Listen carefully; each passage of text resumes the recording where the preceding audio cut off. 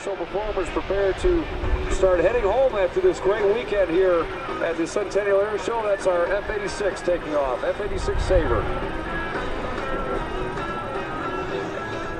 Themselves out across this crowd line, landing where the most noise is being made, and they can hear you at this altitude, so give them some encouragement. Please give them plenty of clearance when they come in. I believe everybody will be outside the spectator area. These canopies have a forward speed capability of about 23 to 24 miles an hour.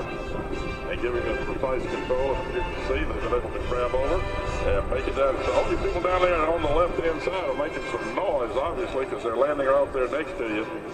Keep it up.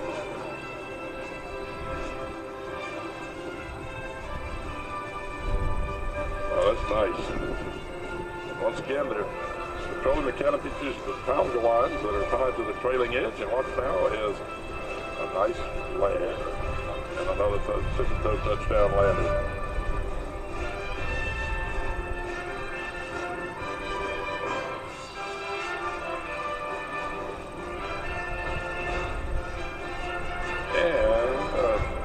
Fourth jumper down. Ladies and gentlemen, how about a big round of applause for the world's only all-female skydiving team participating right here at the Selfridge Centennial.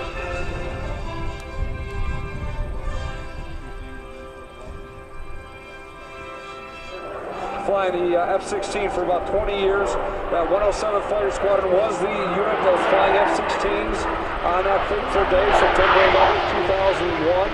And launched combat patrols over Detroit to protect the American heartland. 171st at that time was flying the C-130 aircraft.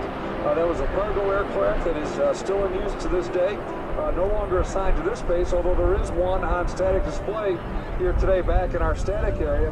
And the 171st was quite engaged at that time period, providing tactical airlift in multiple locations, primarily in the Middle East region. 171st been very busy with deployments, both in the C-130 days and now currently flying the KC-135 here at Selfridge.